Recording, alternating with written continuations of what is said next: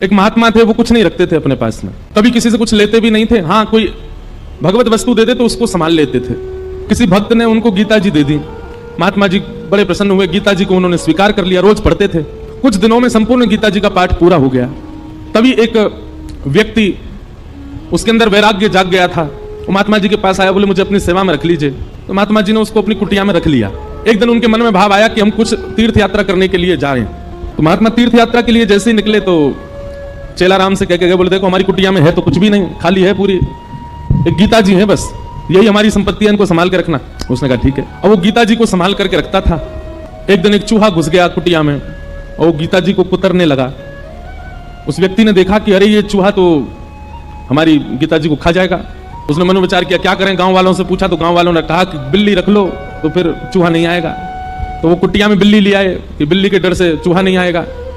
कुछ दिन तो चूहे नहीं आए, लेकिन बिल्ली बेचारी पतली दुबली होने लग गई, उसको भोजन पानी मिलता नहीं था, सूखने लग गई। व्यक्ति को बड़ी चिंता हुई, उसने गांव वालों से कहा, बोले हमारी बिल्ली तो पतली हो गई, अब क्या करें। बोले इसको दूध पिलाना पड़ेगा तब हिष्ट पुष्ट होगी। तो क्या करें उसके लिए, बोले गैया रख लो। कुछ दिन तो किसी भगत के यहाँ से दूध आ जाता था, लेकिन कुछ दिन बाद एक गैया और रख लिया। अब गैया का दूध उसको बिल्ली को पिलाने लगे।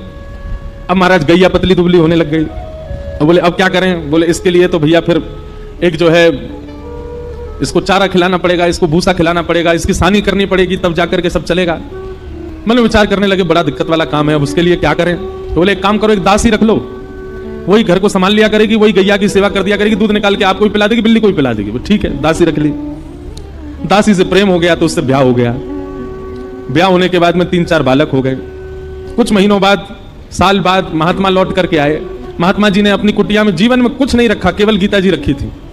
आज जब लौट करके आए तो क्या देखा, बच्चे खेल रहे हैं, गैया बंधी हुई है, बिल्ली और बिल्ली के बालक भी डोल रहे हैं वहां पे। और वो जो सेवक था वो अब मोटा ताजा हो गया है और वहां बैठा रोटी पा रहा है, पत्नी भोजन बना रही है। बोले चेला राम, अरे गुरुजी गुरुजी गुरुजी आओ आओ, प्रणाम श्री चरणों में। ये सब क्या किया बेटा तुमने? मैं कुटिया दे के गया था तुमको, एक गीता जी दे के गया था, ये सब तुमने क्या इतना विस्तार कैसे कर दिया?